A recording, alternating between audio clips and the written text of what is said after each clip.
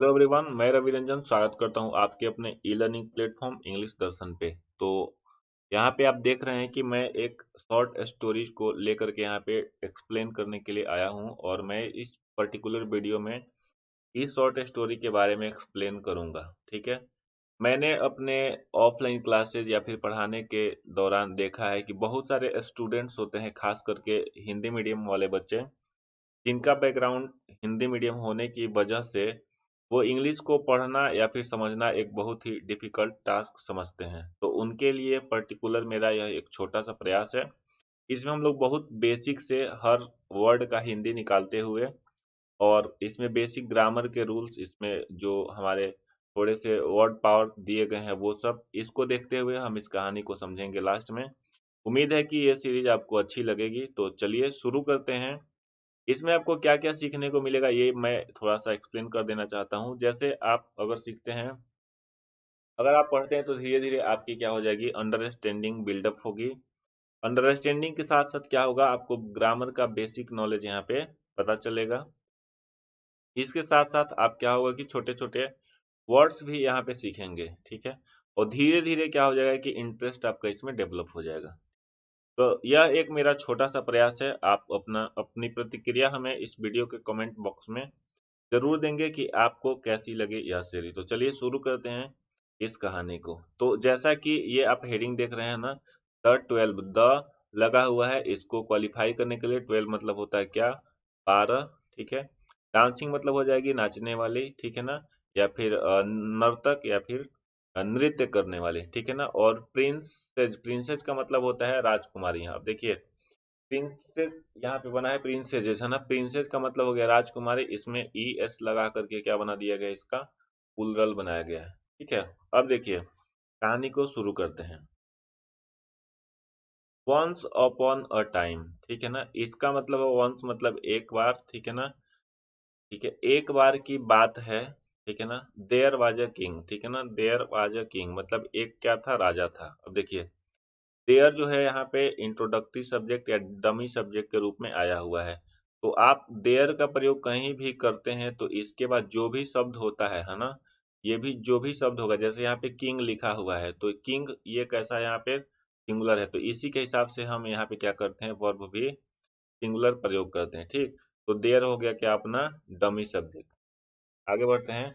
Who had 12 beautiful daughters. अब देखिए who आया किसके लिए, हु आया है किसके लिए, किंग के लिए। और बात चूंकि हो रही है पास्ट में, मतलब उसकी 12 बेटियां थीं। ये हैड लगा हुआ है पास्ट में दिखाने के लिए। जैसे आप प्रयोग करते हैं ना कि आई हैव 5 रुपीज, मतलब आपके पास 5 रुपए हैं। और उसी का पास्ट में बोलेंगे तो क्या बोलेंगे, आई हैड 5 रुपीज। तो उसको आप बोलेंगे कि मेरे पास 5 रुपए थे। तो उसी तरीके से एक बार की बात है, एक राजा था। हु लगा हुआ है, हु यहाँ पे है रिलेटिव प्रोनाउन। ठीक। और ये जो हु लगा हुआ है वो इस किंग की वजह से लगा हुआ है। ठीक है। Who had 12 beautiful daughters. अब देखिए यहाँ पे जो डाउटर्स, डाउटर मतलब होता है लड़की, और डाउटर्स इसका प्लुरल बना दिया गया है। ये कॉमन नाउन की कैटेगरी का नाउन है। तो इसको प्लुरल बनाने के साथ साथ ये जो ब्यूटीफुल है, ये इस एडजेक्टिव, ये इस नाउन को क्वालिफाई कर रहा है। ठीक है। तो नाउन को क्वालिफाई करने वाला जो भी वर्ड होता है उसको हम लोग किस नाम से जानते हैं, एडजेक्टिव के नाम से जानते हैं। और ये भी क्या है, अपना न्यूमरल एडजेक्टिव है। तो ये कंप्लीट दोनों मिला करके एडजेक्टिव्स बनेंगे और ये क्या बनेगा, यहाँ पे नाउन है। ठीक है। उसके बाद आगे बढ़ते हैं। ठीक, पहली लाइन आपको समझ में आ गई होगी। दूसरे पे आते हैं। द स्ट्रेंज थिंग, ठीक है। थिंग मतलब होता है बात, ठीक है ना। अब यहाँ पे स्ट्रेंज, स्ट्रेंज का मतलब क्या हो जाता है, अजीब। ठीक। जो भी वर्ड यहाँ पे बोल्ड करके दिए गए हैं उसका मीनिंग आपको अगले स्लाइड में मिल जाएगा। अगले स्लाइड का मतलब जैसे ये कहानी खत्म होगी उसमें। ठीक है। अब कहा जा रहा है कि देम मतलब उन लड़कियों के बारे में। अब देम आया किसके लिए है, डाउटर्स के लिए। ठीक। अब यहाँ पे देखते हैं। तो the strange thing about them, अब उनके बारे में एक अजीब बात थी। ठीक है ना। अबाउट का मतलब होता है के बारे। ठीक है। द लगा हुआ है इस स्ट्रेंज को क्वालिफाई करने के लिए। ठीक है। तो ये अपना स्ट्रेंज जो होगा ये भी क्या हो जाएगा, नाउन होगा। और द जो होगा ये क्या है, अपना आर्टिकल है। ठीक है। The strange thing about them was, अब वाज किसके लिए लगा है, वाज लगा है, ये जो सब्जेक्ट है हमारा द स्ट्रेंज थिंग, ये पूरा सब्जेक्ट है, इसके लिए यहाँ पे क्या लगा है, वाज लगा है। ठीक, the strange thing about them was that every morning, अब एवरी यहाँ पे एडवर्ब ऑफ फ्रीक्वेंसी को दिखा रहा है और मॉर्निंग अपना क्या हो गया, सुबह का समय हो गया। ठीक है, एवरी मॉर्निंग मतलब प्रत्येक सुबह। ठीक है, डियर सूज, अब यहाँ पे डियर भी किसके लिए लगा है, डियर लगा हुआ है डाउटर्स के हिसाब से, और डियर के बाद डियर हमारा होता है पजेसिव एडजेक्टिव, इसके बाद जो भी प्रयोग किया जाएगा वो भी क्या हो जाएगा, अपना नाउन हो जाएगा। ठीक, तो डियर शूज, अब यहाँ पे देखिए वेयर लगा हुआ है, वेयर किसके लिए लगा है, वेयर लगा हुआ है इस शूज के हिसाब से, क्योंकि यहाँ पे हमारा सब्जेक्ट क्या बनेगा, शूज बनेगा। ठीक, इतनी बात आपको समझ में आ गई होगी। Dear shoes were found to be worn off. ठीक है, अब क्या होता था कि प्रत्येक सुबह उनके जो जूते थे, शूज का मतलब होता है जूते, तो वो क्या पाए जाते थे, ऐसा महसूस होता था उसको देख करके कि उसको क्या गया किया गया हो, पहन करके खोल दिया हो। ठीक है ना, वियर मतलब होता है क्या, पहनना। ठीक है, और वियर के बाद ऑफ मतलब किसी चीज को उतार फेंकना, मतलब उतार के रख देना। ठीक, as if they had been dancing all night. ठीक है, और जूतों को देख करके ऐसा लगता थी कि वो लोग पहन करके रात भर क्या की हो, डांस की हो। ठीक है, अब देखिए यहाँ पे हैड के बाद बीन लगा हुआ है, ये आपका पास्ट के परफेक्ट का कंटिन्यूअस टेंस है। ठीक, ठीक, आगे बढ़ते हैं। द किंग वाज पजल्ड, अब किंग का जिक्र यहाँ पे किया गया है, तो देखिए जब भी हम लोग आर्टिकल द का प्रयोग करते हैं तो डेफिनिट सेंस में करते हैं। अब किंग यहाँ पे डेफिनिट कैसे हो जाता है, किंग यहाँ पे डेफिनेट इसलिए हो जाता है कि आप यहाँ पे किंग का चर्चा एक बार देख चुके हैं, तो अब आपको किंग के बारे में जानकारी हो गई, तो इसलिए यहाँ पे ये डेफिनेट डिफिनेट बनाने के लिए आप यहाँ पे आर्टिकल द का प्रयोग करते हैं। क्लियर है, आगे बढ़ते हैं। The king was puzzled. ठीक है ना, अब वाज लगा हुआ है, वाज के बाद क्या है, ये अपना भी थर्ड है। ठीक है, तो कहीं पे भी अगर हेल्पिंग वर्ब के बाद वर्ब का तीसरा फॉर्म आता है तो आप इसको समझेंगे कि ये कैसा सेंटेंस है, पैसिव में है। ठीक है, तो यहाँ पे क्या हो गया कि द किंग वाज पजल्ड। ठीक है ना, राजा क्या हो गया, आश्चर्यचकित हो जाता था, एंड अनाउंस। ठीक है ना, ऐसा आश्चर्यचकित हो जाने के बाद क्या किया, अनाउंस किया। अनाउंस करने का मतलब होता है घोषणा करना, और पजल्ड का मतलब होता है हैरान हो जाना या फिर आश्चर्यचकित हो जाना।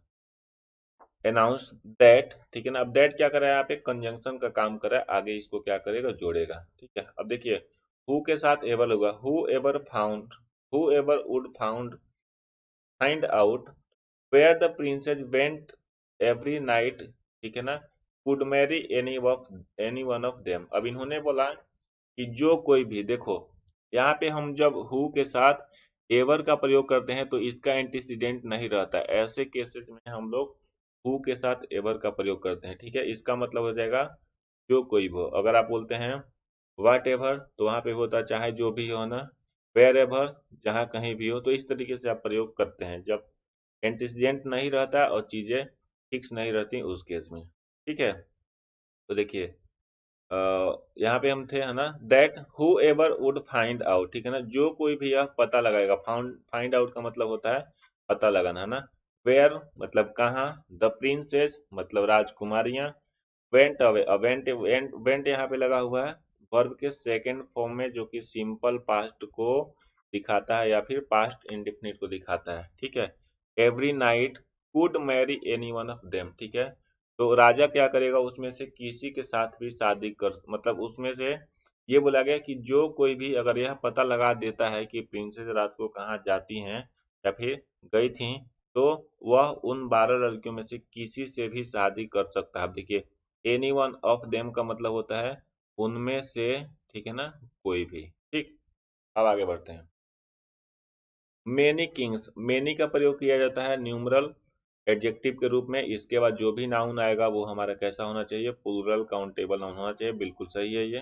ठीक, many kings came to try, अब केम लगा हुआ है यहाँ पे वर्ब के सेकेंड फॉर्म के रूप में, came to try dear luck. अब डियर किसके लिए लगा है, ये जो अपना एंटीसीडेंट है यहाँ पे किंग, किंग के हिसाब से आप यहाँ पे प्रयोग क्या कर दिए हैं, डियर। ठीक है, came to try their luck but they all failed to find the secret. ठीक है, अब कहा जा रहा है कि जो भी राजा आए, ठीक है ना, अपना लक आजमाने के लिए, ठीक, बहुत सारे राजा आए, लेकिन उसमें भी क्या हुआ कि सारे लोग क्या हो गए, फेल्ड पाए गए। फेल्ड मतलब सफल नहीं हो पाए क्या करने में, जो सीक्रेट बात थी उसको पता लगाने में। अब सीक्रेट क्या थी कि सुबह में उनके जूते देख करके ऐसा लगता था कि जो भी जूते रात भर कहीं से मतलब चल के आए हो, ठीक है, मतलब उसको यूज किया गया हो। ठीक, अब आगे बढ़ते हैं।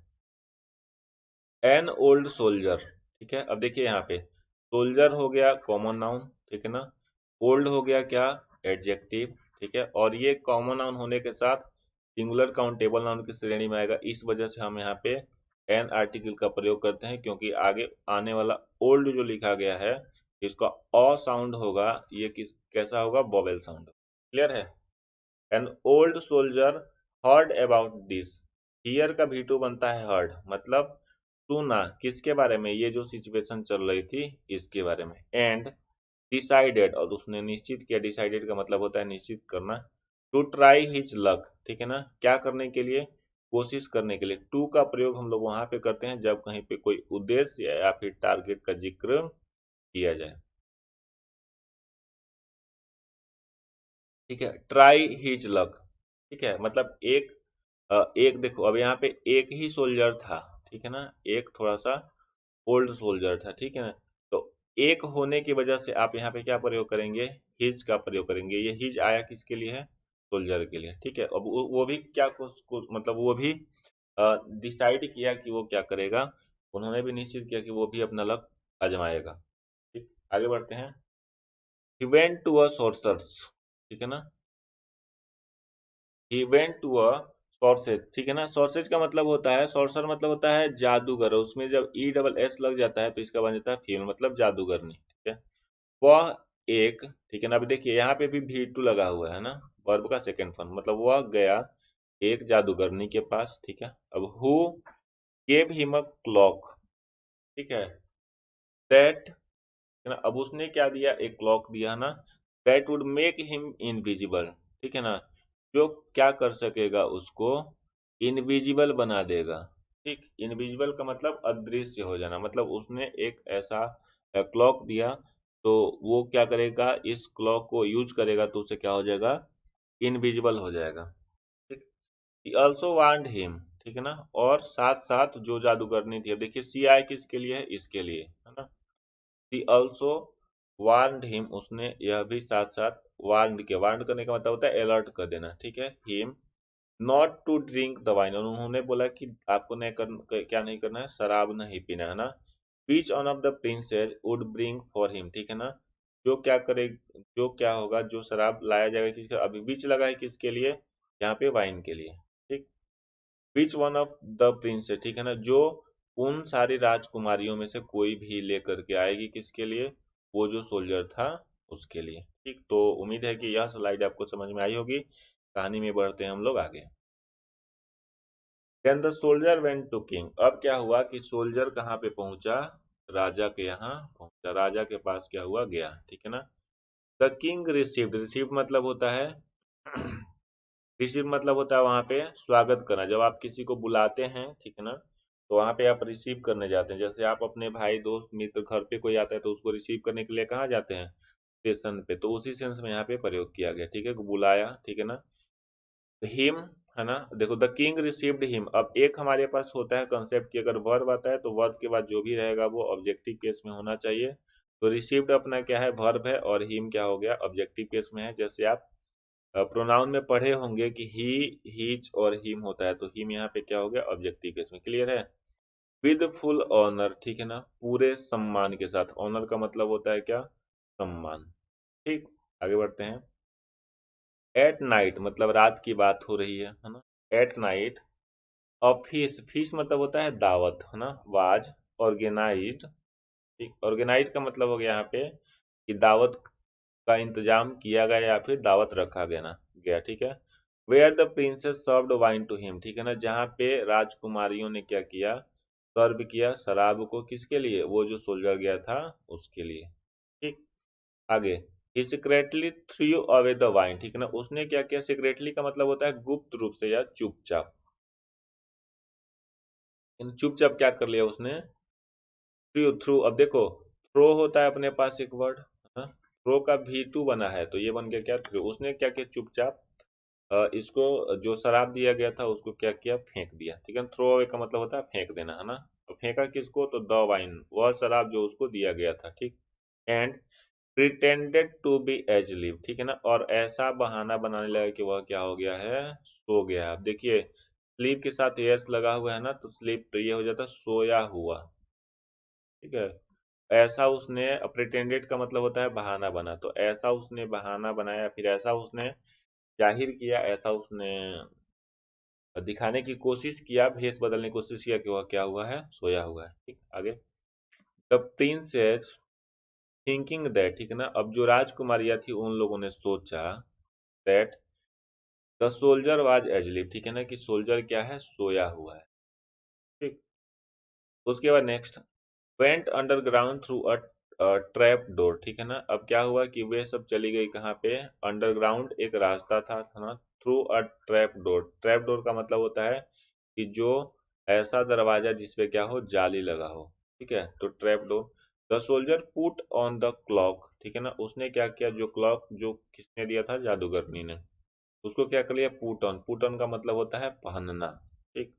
और पुट ऑफ का मतलब हो जाएगा निकाल देना या खोल देना। The soldier put on the clock that would make him invisible, ठीक है ना, वह जो जादूगरनी ने दिया था उस क्लॉक को उन्होंने पहना और उससे क्या हो गया, उसको वह क्या हो गया, इनविजिबल हो गया, मतलब अदृश्य हो गया। एंड फॉलोड द प्रिंसेस, और क्या हुआ, प्रिंसेस का पीछा करने लगा, मतलब राजकुमारियां जो जा रही थी उनको क्या करने लगा, पीछा करने लगा। फॉलो का मतलब होता है जब आप किसी का पीछा करते हैं या फिर पीछे पीछे लगे रहते हैं। जैसे आपको कोई बोलता है ना फॉलो मी, मतलब मुझे फॉलो करो, मतलब मेरे पीछे पीछे आओ।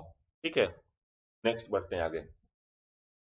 ही सा, उसने देखा, द प्रिंसेस, प्रिंसेस मतलब कौन, राजकुमारियां। ठीक है ना, जो 12 राजकुमारियां थी वो, है ना। The princess entering a beautiful garden, वो एक ब्यूटीफुल गार्डन में चली गई। ठीक है, अब देखो यहाँ पे गार्डन अपना क्या हुआ, नाउन हुआ। इस नाउन को क्वालिफाई करने के लिए जो शब्द लिखा गया है वो क्या है, एडजेक्टिव है, और इस एडजेक्टिव के पहले यहाँ पे देखोगे तो ये क्या हो गया, आर्टिकल हो गया। और गार्डन चूंकि अपना सिंगुलर काउंटेबल नाउन है, इसलिए यहाँ पे आर्टिकल ए का प्रयोग हम लोगों ने किया है। और ए का प्रयोग इसलिए हुआ है कि ब्यूटीफुल में जो बी की साउंड होगी वो कैसी होगी, कॉन्सोनेंट वाली होगी। क्लियर है, नेक्स्ट बढ़ते हैं आगे। देन 12 प्रिंसेस केम इन 12 बोट्स, ठीक है ना, अब क्या हुआ कि अब वहां पे वो देखा तो पाया कि ब्यूटीफुल गार्डन था, उसमें जो ये 12 प्रिंसेस मतलब जो 12 राजकुमार थे, है ना, केम इन मतलब वो लोग आए। अब किस में आए, 12 अलग अलग बोट्स में। बोट्स मतलब क्या होता है, नाव। And took the princess to a castle, ठीक है ना, और क्या किए, जितनी भी प्रिंसेस थी, जितनी भी राजकुमारियां थी, उनको एक लेके चले गए कहाँ, किले में। कैस्टल का मतलब होता है किला। ठीक। अक्रॉस द लेक, ठीक है ना, अक्रॉस द लेक, अब अक्रॉस का प्रयोग किया जाता है एक चीज के एक तरफ से पार करके दूसरे तरफ ले जाने की। ठीक है, तो लेक मतलब जो झील या तालाब था उसको पार करके लेते चले गए कहाँ पे, उस पार। ठीक है ना, उस पार मतलब जो कैस्टल था, कैस्टल कहाँ था, कैस्टल था लेक के उस पार, है ना। Where they all dance the whole night, ठीक है ना, जहाँ पे जा करके वे क्या की, रात भर डांस। ठीक। Till their shoes were worn, ठीक है ना, till their shoes were worn, ठीक है ना, तब तक क्या हुआ था, तब तक क्या थे, उनके जूते उनके पैर में थे। ठीक है।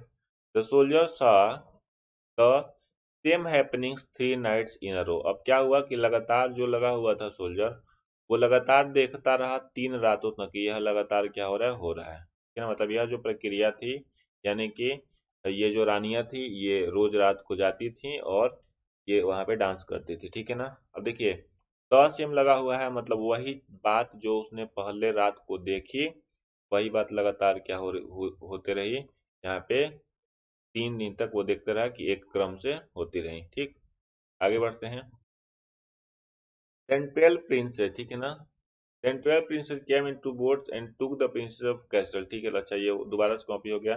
कि आगे बढ़ते हैं ना।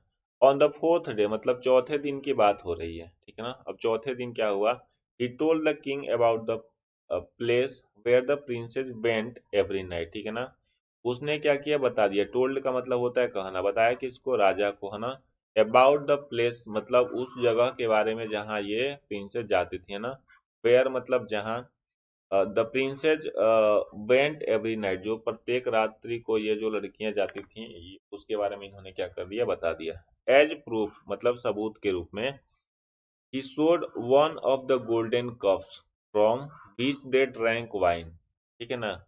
अब कहा जा रहा है कि प्रूफ के रूप में उसने क्या किया था कि एक गोल्डन मतलब सोने का कप उठा लाया था वहां से, ठीक है ना, जिसमें जिससे क्या करती थी, ये लोग क्या करती थी, शराब पीती थी। ये है ना दे ड्रैंक, अब दे आया है किसके लिए, प्रिंसेस के लिए, ठीक।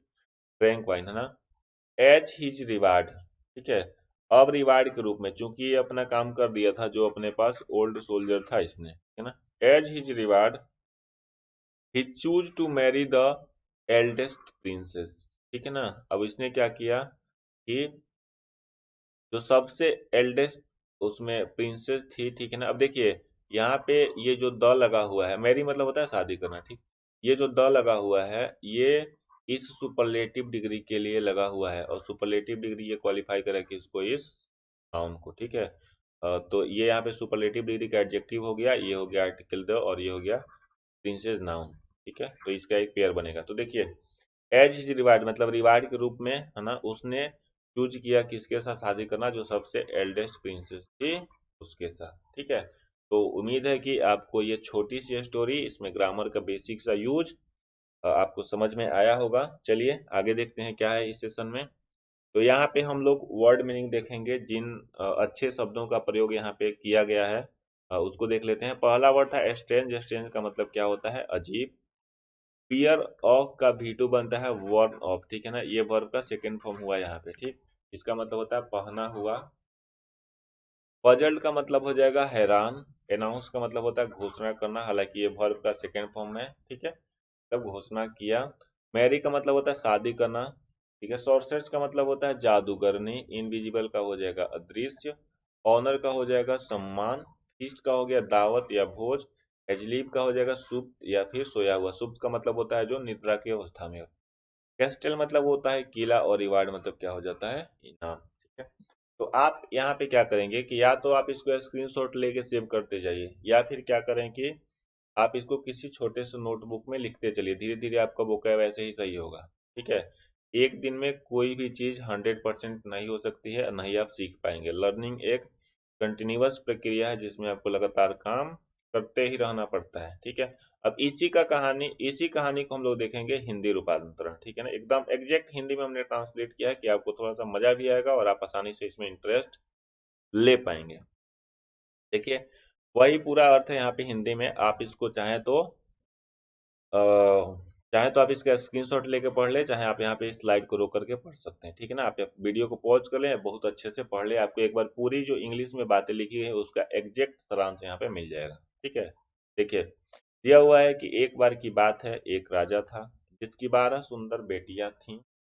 उनके बारे में अजीब बात यह थी कि हर सुबह उनके जूते पहने हुए पाए जाते थे, जैसे कि वे पूरी रात नाचते रहे हों, ठीक। राजा को आश्चर्य हुआ और उसने घोषणा की कि जो कोई भी यह पता लगाएगा कि राजकुमारियां हर रात कहाँ जाती हैं, वह उनमें से किसी से भी शादी कर सकता है, ठीक है। कई राजा अपनी किस्मत आजमाने आए, लेकिन वे सभी रहस्य खोजने में असफल रहे। एक बूढ़े सिपाही ने इस बारे में सुना और अपनी किस्मत आजमाने का फैसला किया, ठीक है।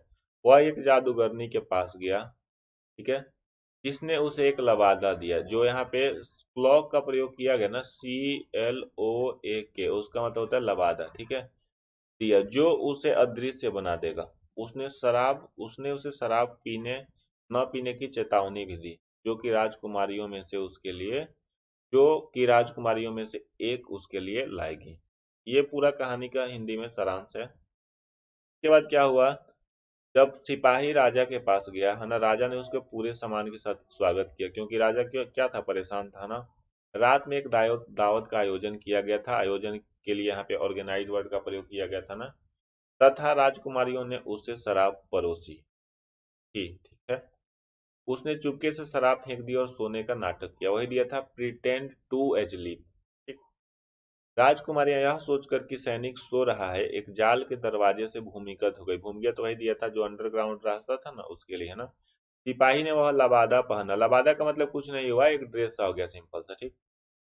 जिससे वह अदृश्य हो जाएगा और राजकुमारियों का पीछा करने लगा, ठीक है ना। उसने राजकुमारियों को एक सुंदर बगीचे में प्रवेश करते हुए देखा। यह दिया था वहां पे कि ए अ ब्यूटीफुल गार्डन, ठीक। प्रवेश करते देखा। फिर 12 राजकुमार 12 नावों में आए जहाँ पे बोट्स का प्रयोग किया गया था, और राजकुमारियों को झील के उस पार एक महल में ले गए जहाँ वे पूरी रात अपने जूते पहनने तक नाचते रहे, ठीक है। सिपाही ने लगातार 3 रातों में वही घटनाएं देखी। वही दिया था कि द सेम हैपनिंग्स 3 डेज, है ना, मतलब इन अ रो 3 डेज, ठीक है। लगातार 3 रातों में वह देखा, है ना। चौथे दिन क्या हुआ? चौथे दिन उसने राजा को उस स्थान के बारे में बताया जहां राजकुमारियां हर रात जाती थी। सबूत के तौर पर उसने उन सोने के प्यालों में से एक दिखाया जिसमें से उन्होंने शराब पी थी, है ना। अपने इनाम के रूप में उन्होंने सबसे बड़ी राजकुमारी से शादी करने का फैसला किया, ठीक है। तो आप इस कहानी को आप चाहे तो यहाँ पे स्क्रीनशॉट लेके पढ़ सकते हैं, या फिर आप जो इंग्लिश में पढ़े उसको यहाँ पे अप्लाई करके देखिए कि जो आपने सीखा और ये जो यहाँ पे मीनिंग लिखा है उसमें कितना कुछ आपको समझ में आया, ठीक है। यहाँ पे मुझे हिंदी में इसका अर्थ डालने का सिर्फ इतना सा पर्पस है कि आप बखूबी इस चीज को अच्छे से समझ पाए और हिंदी मीडियम के बच्चों को एक इंटरेस्ट डेवलप हो, जिससे धीरे धीरे उनका कॉम्प्रिहेंशन वाला सेक्शन धीरे धीरे सुधर जाए, ठीक है। सबसे ज्यादा दिक्कत होती है बच्चों को कॉम्प्रिहेंशन में, जो हिंदी मीडियम वाले स्टूडेंट्स हैं। तो माय डियर स्टूडेंट्स, आप इतना ध्यान जरूर देंगे कि अगर आप कभी कोशिश नहीं करेंगे तो आप कभी सीख भी नहीं पाएंगे। तो इसलिए कहीं ना कहीं से शुरुआत करनी होती है। तो आप लोगों के लिए यह एक मेरा छोटा सा प्रयास रहा। तो आप हमें कमेंट बॉक्स में अपनी प्रतिक्रिया जरूर देंगे। जल्दी ही मिलते हैं दूसरे एपिसोड में। यह सीरीज आपको कैसी लगी आप हमें जरूर बताएंगे। Thank you very much.